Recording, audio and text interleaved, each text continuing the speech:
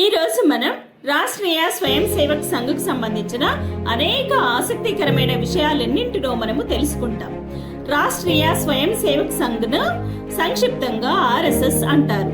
భారతదేశంలో ఇదొక హిందూ జాతీయవాద సంస్థ.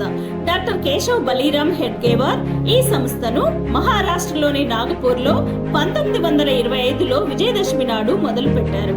RSS ఏర్పడడానికి గల ఉద్దేశం క్రమశిక్షణ ద్వారా భారతీయ హిందూ సమాజాన్ని ఒక హిందూ దేశంగా ఏర్పాటు చేయడం. ఈ సంస్థ భారతీయ సంస్కృతిని, విలువలను సమర్థించే ఆదర్శాలను ప్రోత్సహిస్తుంది. హిందూ సమాజాన్ని బలోపేతం చేయడానికి హిందుత్వ భావజాలాన్ని వ్యాప్తి చేస్తుంది. ఇది రెండవ ప్రపంచ యుద్ధంలో యూరోపియన్ మితవాద సమూహాల నుండి ప్రారంభ ప్రేరణ పొందింది. క్రమంగా RSS ఒక ప్రముఖ హిందూ జాతీయవాద సంస్థగా ఎదిగింది. అంతేకాకుండా అనేక అనుబంధ సంస్థలకు దారితీసింది. దాని సైద్ధాంతిక విశ్వాసాలను వ్యాప్తి చేయడానికి అనేక పాఠశాలలు, స్వచ్ఛంద సంస్థలు, క్లబ్లను స్థాపించింది. స్వాతంత్రానంతరం 1948లో గాంధీ హత్యకు RSS కు సంబంధం ఉందనే ఆరోపణలతో ప్రభుత్వం దీన్ని నిషేధించింది. కానీ తర్వాత ఎలాంటి ఆధారాలు లేని కారణంగా నిషేధాన్ని ఎత్తివేసింది ప్రభుత్వం.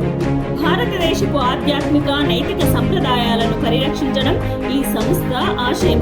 RSS హైందవాన్ని ఒక మతంగా కాక ఒక జీవన విధానంగా భావిస్తుంది.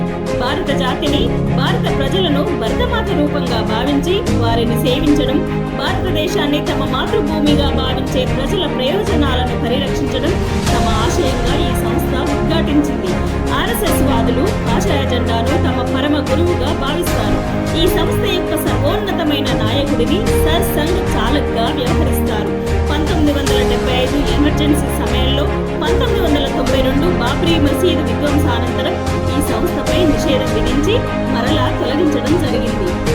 ఫ్లాట్లలో హిందువులకు ఆత్మరక్షణ కల్పించడం, ముస్లిం వర్గాల దాడులను తిప్పికొట్టడం ఈ సంస్థ కార్యకలాపాలలో ఒకటి. RSS దీని అనుబంధ సంస్థలన్నింటినీ కలిపి సంఘ్ పరివార్ అని పిలుస్తారు. RSS అనుబంధ సంస్థలేంటో చూద్దాం.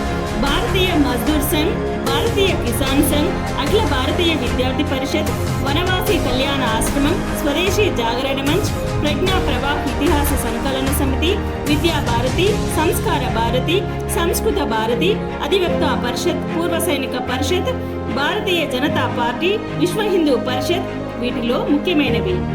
RSS తో పాటు ఈ సంస్థలన్నింటికీ చాలా పెద్ద సంఖ్యలో సభ్యులున్నారు.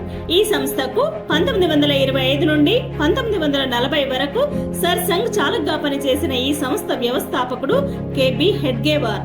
ఆయన తర్వాత 1940 నుండి 1973 వరకు మాధవ్ సదాశివ్ గోల్వాల్కర్, తదుపరి 1973 నుండి 93 వరకు ఆ పదవిలో పనిచేసిన మధుకర్ దత్తాత్రేయ దేవరస్, ఈ ముగ్గురు రాష్ట్రీయ స్వయం సేవక్ సంఘ్ ఒక మహావృక్షం మాదిరిగా యావత్ భారతదేశమంతటా విస్తరించడానికి ఎనలేని కృషిని చేశారు. ఈ సంస్థ అనేక సామాజిక సేవా కార్యక్రమాలతో పాటు ఏవైనా విపత్తులు సంభవించినప్పుడు పునర్నిర్మాణ కార్యక్రమాలలో పాల్గొని నిరుపమానమైన సేవలందిస్తుంది. RSS 40 లక్షలకు పైగా సేవకులను కలిగి ఉంది. ఇది ప్రపంచంలోనే అతిపెద్ద స్వచ్ఛంద సంస్థగా ఖ్యాతిగాంచింది. ముఖ్యంగా ఇది విద్యాపరమైన హిందూ జాతీయవాద స్వచ్ఛందమైన సేవా సంస్థ. RSS దేశం యొక్క భావజాలం పట్ల నిస్వార్థ సేవనందిస్తుంది.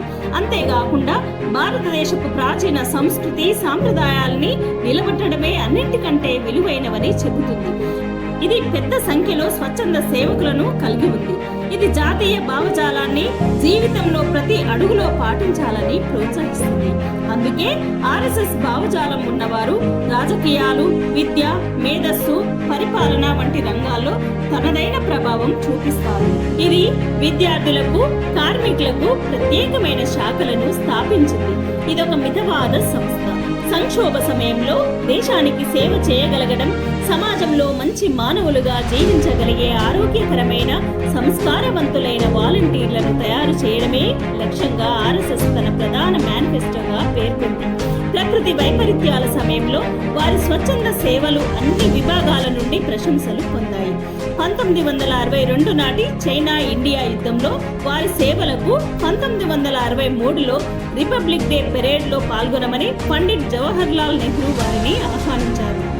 వీరు అఖండ భారతం తిరిగి తీసుకురావడానికి పాకిస్తాన్, బంగ్లాదేశ్, బర్మా, భూటాన్, నేపాల్, థాయిలాండ్, శ్రీలంకలను కలిగి ఉన్న బ్రిటిష్ పూర్వ సామ్రాజ్యం యొక్క పాత అవిభక్త భారతదేశం భవిష్యత్తులో అటువంటి దృశ్యం పునఃకలయిక సాధ్యమని నమ్ముతారు.